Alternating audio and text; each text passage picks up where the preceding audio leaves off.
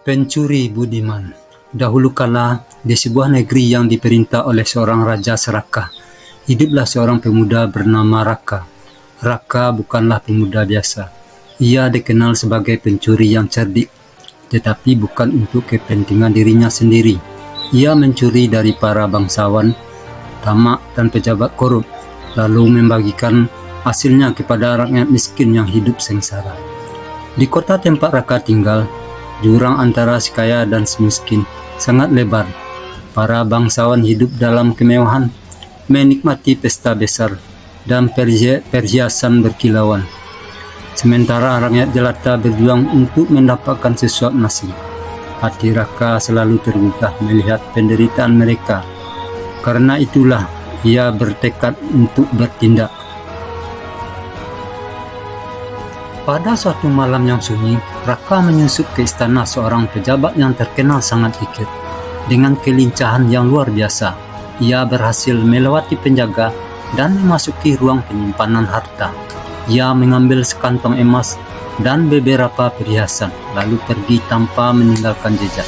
Keesokan paginya, rakyat di desa miskin dikejutkan oleh kantong-kantong makanan dan emas yang tiba-tiba muncul di depan rumah mereka. Mereka tidak tahu dari mana asalnya, tetapi mereka bersyukur dan merasa keajaiban telah datang.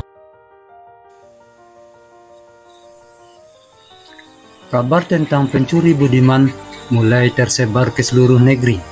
Para bangsawan ketakutan, sementara rakyat kecil memujanya sebagai pahlawan. Raja yang serakah merasa marah karena pajak yang dikumpulkan dari rakyatnya semakin berkurang. Ia memerintahkan para prajuritnya untuk menangkap pencuri tersebut, hidup atau mati. Namun Raka bukanlah orang yang mudah ditangkap. Ia selalu selangkah lebih maju dari para prajurit kerajaan. Suatu malam, ia kembali melakukan aksinya di rumah seorang saudagar kaya yang terkenal kejam terhadap para pekerjanya. Dengan kelincahannya, ia berhasil mengambil harta sang saudagar dan kembali membagikannya kepada yang membutuhkan. Namun di tengah usahanya membantu rakyat, seorang pengkhianat membocorkan lokasi persembunyian Raka kepada prajurit kerajaan. Raka dikepung di sebuah gudang tua, tetapi ia tetap tenang. Dengan kecerdasannya, ia memanfaatkan keadaan sekitar untuk meloloskan diri. Ia menjatuhkan kantong-kantong gandum sehingga menghalangi jalan para prajurit, lalu melarikan diri ke dalam hutan. Meskipun ia berhasil lolos, Raka tahu bahwa tidak bisa terus hidup dalam persembunyian selamanya. Maka ia mengatur rencana terakhirnya. Ia menyusup ke istana raja dan mencuri peti emas terbesar yang pernah ada. Namun kali ini ia tidak hanya membagikannya kepada rakyat. Ia juga menyuap beberapa prajurit kerajaan untuk berpihak padanya. Dengan bantuan rakyat dan para prajurit yang berkhianat kepada raja, sebuah pemberontakan terjadi. Rakyat yang sudah lama menderita akhirnya bangkit melawan ketidakadilan.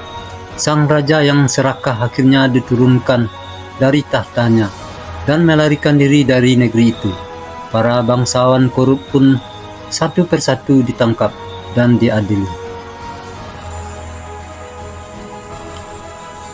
Setelah negeri itu kembali damai dan makmur, Raka menghilang begitu saja. Beberapa orang berkata bahwa ia pergi ke negeri lain untuk melanjutkan misinya.